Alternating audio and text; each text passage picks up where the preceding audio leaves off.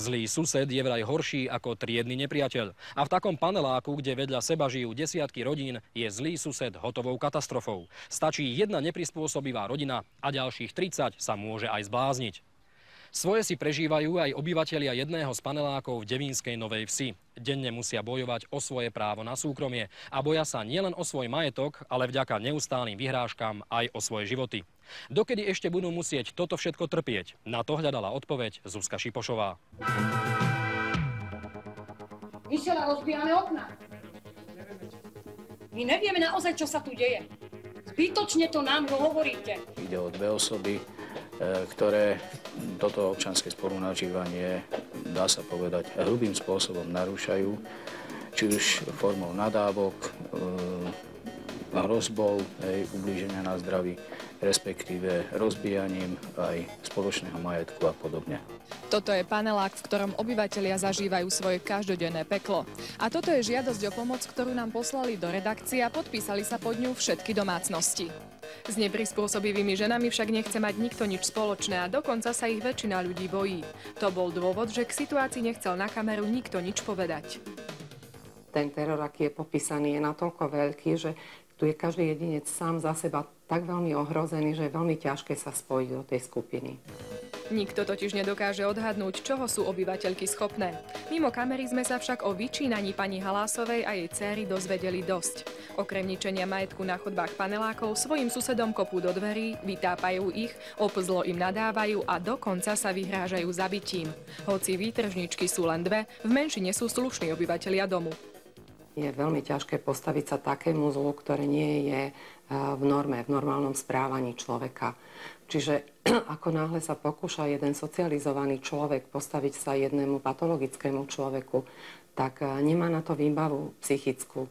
Preto sa môže stať, že vôbec nedokáže zabojovať. Pani Halásová naopak s rozprávaním na kameru nemala žiadny problém. Ja ani psychicky ich neobťažujem, ani nič, my sa ich nevšímame jednoducho. Výplne tam niekto rozbije, áno. A ja to zase dám opraviť. A za chvíľku je to zase rozbité.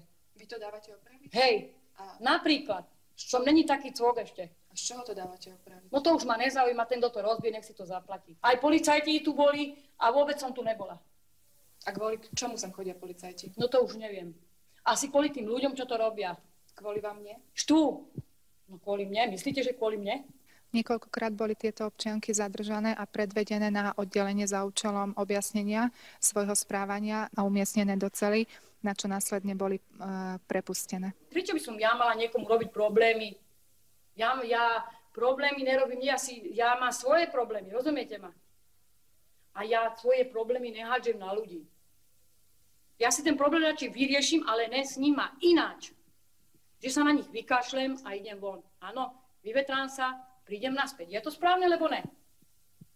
Dobre, keď nám nadávajú, si myslím, nadávajte, áno?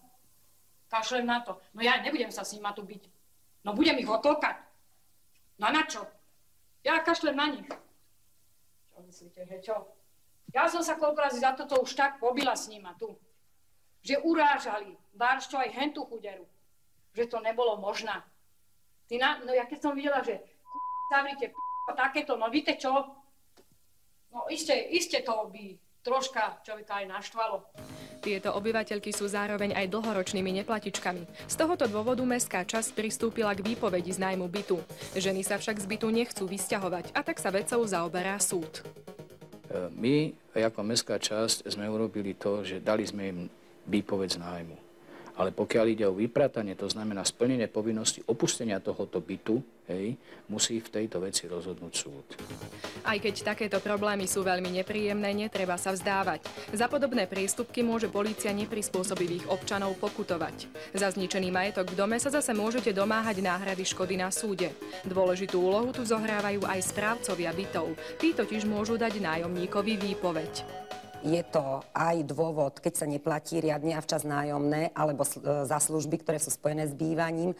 A taktiež je možné dať výpoveď aj vtedy, pokiaľ nájomca alebo člen jeho domácnosti poškodzuje byt, spoločné zariadenia domu, alebo pokiaľ svojim správaním sústavne narušuje pokojné bývanie, zdravie alebo život ostatných nájomcov alebo vlastníkov bytu, alebo ohrozuje mravnosť.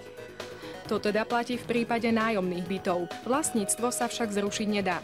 Ak má ale vlastník dlžobu voči správcovi, je možné, aby správca domu podal žalobný návrh, alebo teda vlastníci bytov podali žalobný návrh na súd. Ak je takéto rozhodnutie právoplatné a vykonateľné, znova je možné potom obrátiť sa, či už požiadať súdovýkon rozhodnutia alebo exekútora o výkon exekúcie. A v prípade, ak teda iný majetok takýto vlastník nemá, tak je možné pristúpiť potom aj k predaju takéhoto bytu.